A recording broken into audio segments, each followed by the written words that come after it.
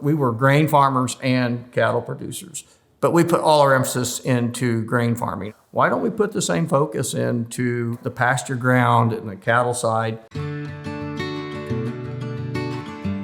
Head Bros Land and Cattle. It's a family farm operation, row crop and livestock. Grandpa started the farm by buying where we're sitting at today. I think it was in the late 70s. As we got older, we got more involved. And then in the last probably 5 to 7 years, we've each taken over our own leg of the operation. Like I say, my brother does the cattle operation and I manage the row crop.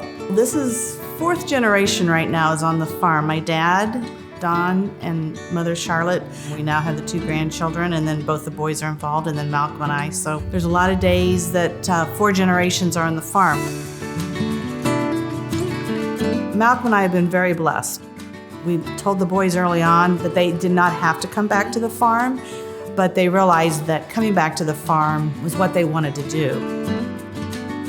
Now, they could make more money out in the industry, but I guess our saying's always been, if you love what you do, you never work a day in your life. And I think both our boys love what they do. Mom and Dad have been real good about turning us loose and letting us do what we think needs done, and it's been a good blessing to work with family that allow you to do that. We do it all as a full circle around our cattle operations. A lot of it gets rye put on it, chopped for feed, then we plant either beans or corn back in it, and then that goes back, if it's corn, goes back into feed for the cattle.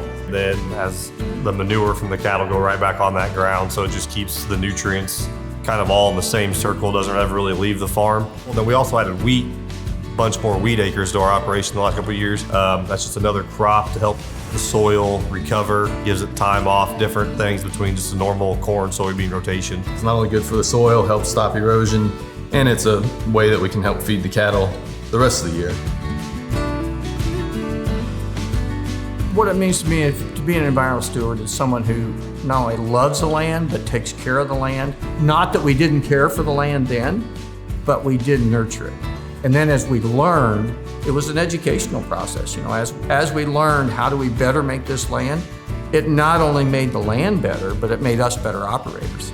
We started this process probably 10, 15 years ago of redoing all of our fences. We can rotational graze stocks in the fall, and we can rotational graze the pastures in the spring and summertime. We've put creek crossings in, which has helped eliminate erosion into the creek banks from cows. It makes our operation run easier, run smoother, and it's better for the land, better for the cattle. I believe that's a great honor that we're recognized that with what we're doing on the farm, we don't take any of this for granted, and we only want to make it better. We're entrusted with this land and these animals to do the best for them that we can, so I think the outlook is challenging, but bright at the same time. Being the steward of the land, if we don't take care of the land and do things right, it doesn't pay us back. We got to take care of it, then it takes care of us.